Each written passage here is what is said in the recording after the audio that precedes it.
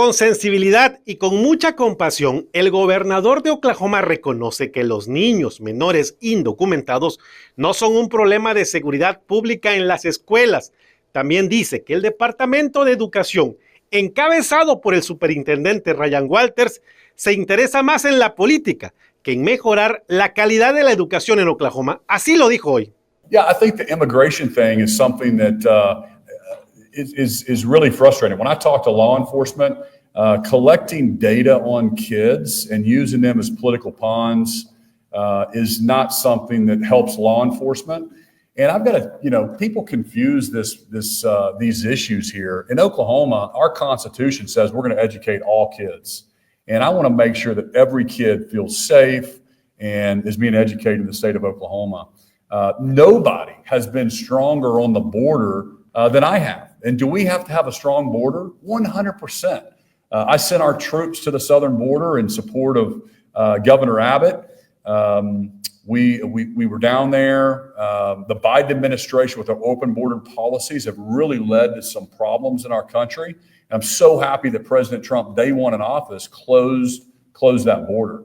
But to use our kids as political pawns is unbelievable to me. I was the first governor that set up what we call Operation Guardian. I think we probably in here talked about it a couple of weeks ago. Operation Guardian is to get the criminals that have committed criminal acts, and I talked about it in my State of the State, that are in prison in the state of Oklahoma, and work with the Trump administration and Tom Holman and Tim Tipton's had numerous conversations. I met with him when I was in D.C. and to figure out how do we get the criminal element, people that are breaking the laws out of the state of Oklahoma. And so that's what we're focused on. I think that's what President Trump's focused on. And unfortunately, we've got people that are really trying to attack 6-year-old, 7-year-old, 8-year-old kids. And I'm not going to let that happen. So just to be clear then, have you declared schools off limits to like ICE agents and different people that might enforce those issues? No, I haven't made anything off limits. The first step is to make sure that we have a fresh set of eyes. And again, having these folks, having really good Oklahomans on these different boards and commissions is really the first step that the governor can do. We've got a weird system in Oklahoma that you look to your governor and say, hey, governor, go fix education. But then there's a separately elected superintendent of education. And so, but the bottom line is when you think about the outcomes and you think about where our kids are compared to other states, we're not doing as well as we should. And so we have to get that fixed. And we've got to make sure that kids are learning in the classrooms. And that's the big overall picture here that I'm trying to make sure that we get fresh set of eyes on that school board. Governor, I can just talk loudly. Sure. I wanted to ask you, just following up on this immigration, checking students' immigration status in schools or their citizenship status. It sounds like you're not a fan of that idea.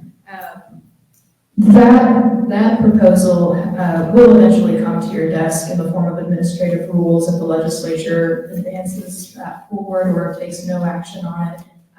If that does hit your desk, would you not sign it? I'm curious how you would respond to that. Yeah, absolutely. I'm going to change that. I'm going to do what I can to change that. Collecting again, 6, 7, 8-year-old kids' addresses and immigration status in the state of Oklahoma, that's not a public safety issue. Let's go after the bad guys. Let's go after people that are committing crimes, and let's not terrorize and make our kids not show up at school. That's what I'm talking about. So that's the thing, that it was an unforced error, and it's doing something that we shouldn't be doing in Oklahoma. Here's something that's interesting. I think Oklahomans will find this interesting. I did some research on, President Reagan. He was my favorite president. And I started looking back at some of his debates because these immigration issues are nothing new. They've been around for a long time. And number one, you have to know who's coming in your country. You're not a country unless you have strong borders. So Trump's taking care of that day one in office.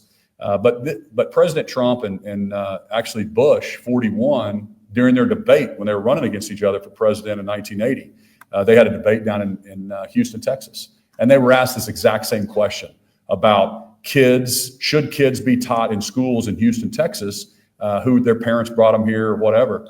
And the answer was yes. I mean, we're not going to not teach a 6 or 7 and 8-year-old kid how to, we're going to teach them how to read in America, and we're going to fix the actual problem, and that's at the border, and that's crime. But as far as giving people contracts to work and making sure we have a good H-1B visa situation and knowing who's here, and if you want to chase the American dream, if you want to be part of our country, and you're coming here and doing things legally, and we're matching an employer with an employee, man, I've been all over the world, and that's pretty much kind of the way that every country operates. They know who's coming in, they know who's working, they know who's paying their taxes and following their laws. If you don't follow our laws, you're going to be out of our country. So, but again, when I see people running for political office, and I've told you all this before, you're going to see more of this as we get into later this year and in 26, and as you see people running for governor, they're trying to get headlines. They're trying to get their names in the paper. I've never been in politics. I never was in politics. I never was in another office before I ran to serve my state as governor. And so Oklahomans know that I'm just focused on outcomes. I'm focused on making Oklahoma top 10, and we're doing it. We've got flat budgets. We've done tax cuts. We have the largest savings account we've ever had. I've put more money in education in my first 6 years than they did for like 30 years before I got here. I've given our teachers wonderful pay raises. I pay market. We have fewer people incarcerated today than when I took office. I'm going to have fewer state employees when I leave at 8 years than when I started. And so we've been very proud of this. And but I've got to call balls and strikes when I see people attacking my state or attacking or not doing a good job in education. I'm going to step in and do what I can to try to fix it. Well, first off, why now? I guess it's when you're picking on kids. I guess when you're using them as political pawns. I guess when you're starting to make my state nervous about something that's just pretty normal.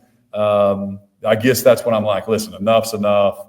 This is getting ridiculous. But yeah, I mean, here's the deal. These guys are running for their next office.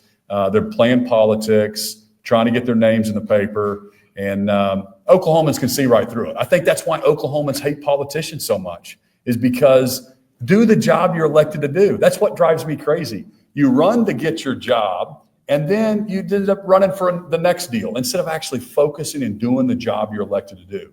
When I won governor, I canceled and got rid of all of my political people, and they all criticized me. My political people were like, hey, you need to do this for reelect. I said, listen, if I do my job for Oklahomans, I'm doing this as a sacrifice, this is public service. Oklahomans will beg me to run for reelection. So let's go do the job that we're called to do. And I think that's what's so frustrating is you see people weaponizing their offices, doing different things to get publicity. Maybe they're doing it out of a clean heart, but it sure looks questionable, especially when you pick on 8-year-old kids.